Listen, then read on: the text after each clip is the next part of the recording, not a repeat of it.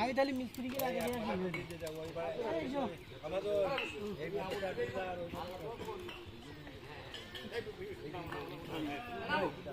আলহামদুলিল্লাহ আমার নবাব দাদা আমার নবাব 5 টাকা দিয়ে চাইছিল নগদ এখন বাড়িতে নিয়ে আসছে আল্লাহ তাআলা দানকে কবুল করে বলেন আমিন আমরা সবাই বলি আলহামদুলিল্লাহ দাদা ওই দিক দিয়ে রাস্তা দিক দিয়ে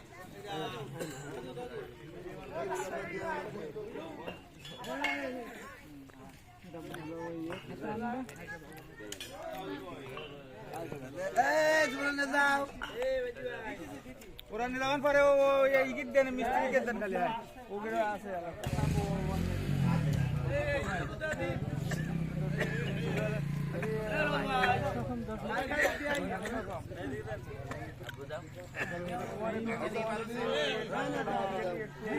আমি